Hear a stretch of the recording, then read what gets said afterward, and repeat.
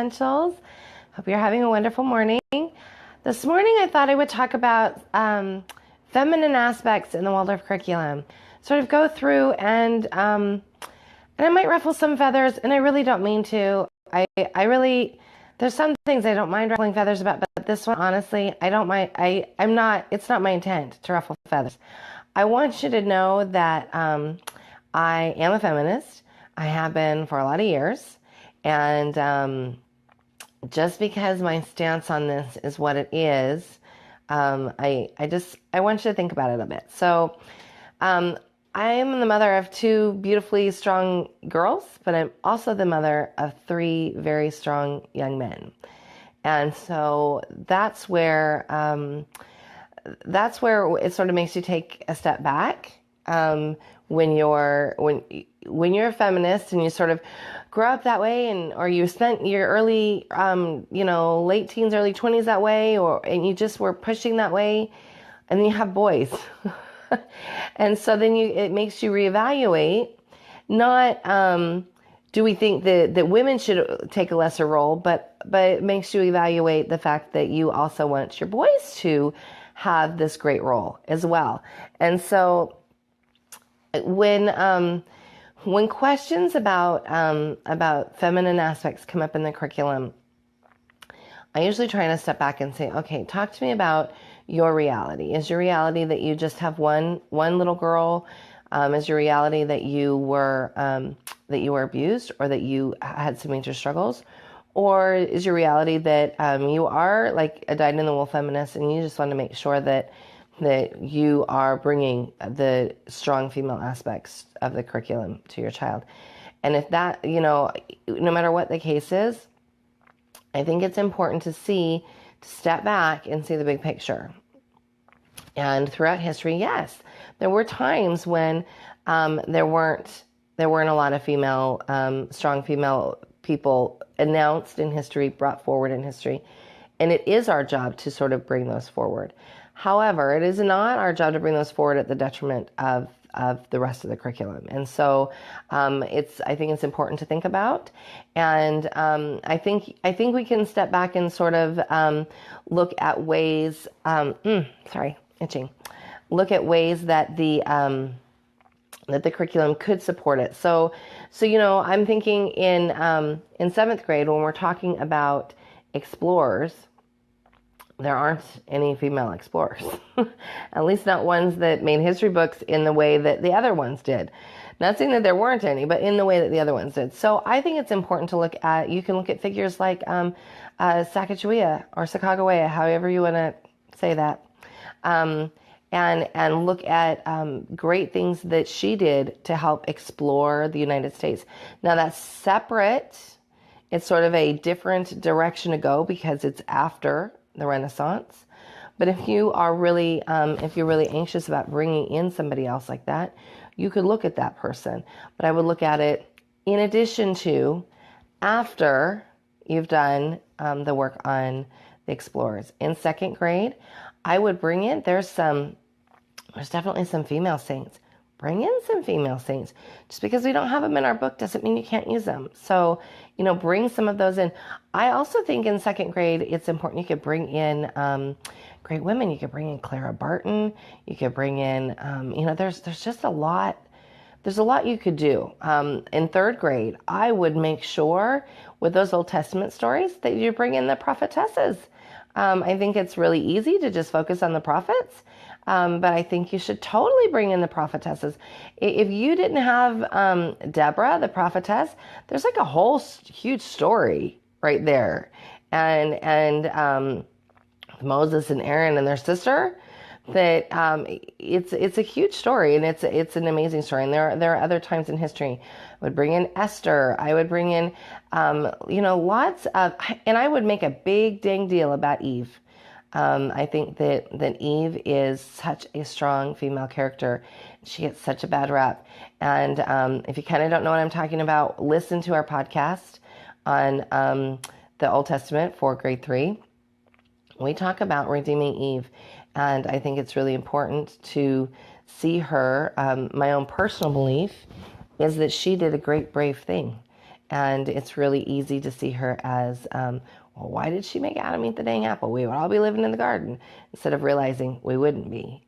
That in order to progress, she did the right thing. She stood as the woman that she needed to, as the mother of all living.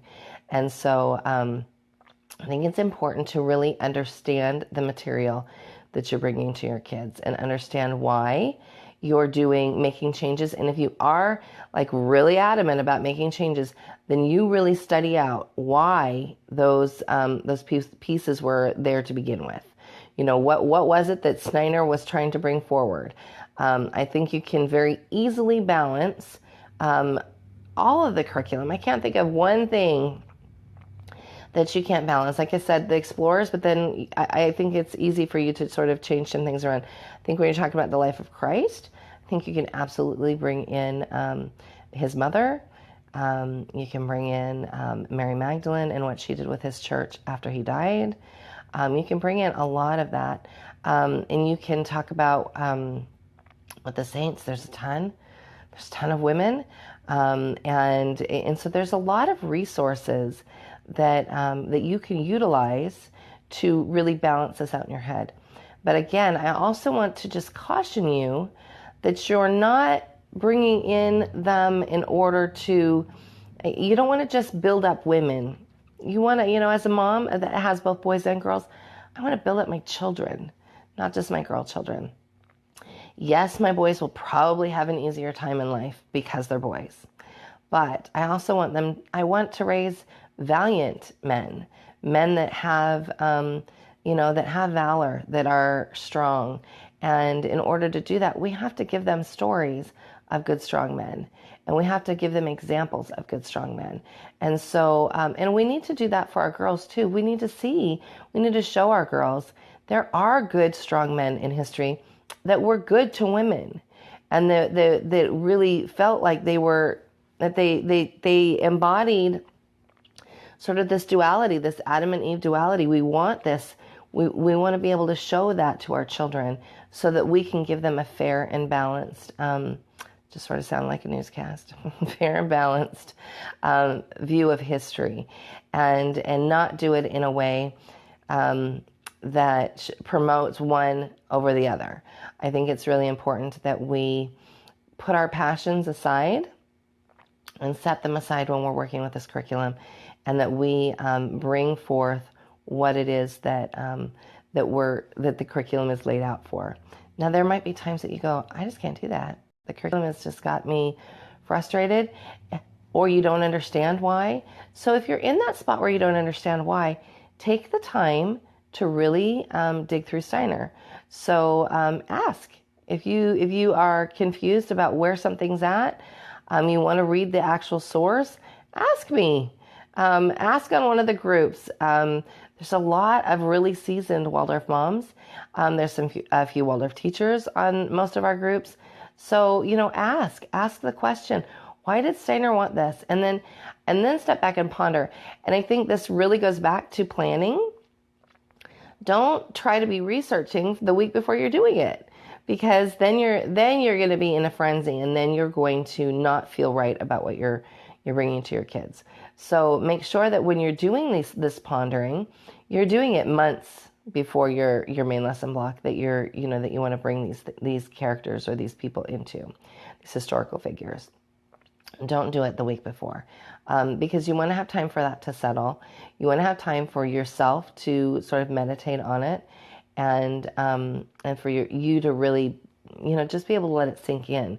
And because oftentimes, if there's been something that's not sat quite well with me, and I've done the research on it, and I let it sit for a while, then my thoughts about it change. And sort of, even if I don't bring it exactly the way it would have been brought, I at least know why I didn't. And so that's what I think is really important.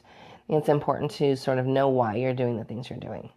So that's really what I wanted to talk about this morning. I know it's not a super sexy topic, but, I think that it's an important one. I think that it's anytime that we seek to change the curriculum, we need to understand sort of what the underpinning pieces are, so that we can recapture that and what we're replacing it with, or so that we can understand why it was there to begin with. So I think that's super important. If you're following the Waldorf way, it's an important thing to be thinking about. So I hope you all have a wonderful day. I know this is a super short video, but I really felt like I needed to tackle this topic a little bit, and I hope that it's helpful to you, that, even if it's not helpful right now, maybe you'll be going down the line and you'll be, wait a minute, there's that time that Melissa did that video. I need to go back and watch that because I want to make sure that I bring this in a balanced way. So again, if you have specific questions about specific time periods that you want some assistance in bringing in some good female characters, so it wouldn't be out of character for the curriculum, please just drop me a note. I think there are plenty of them. I have a good time with them, but I also have a really good time with the valiant men because I have both children, and I want valiant men and I want strong women in my household and in my lineage, and I know you do too. So if you have questions, drop me a note. Hope you have a wonderful week. Bye now.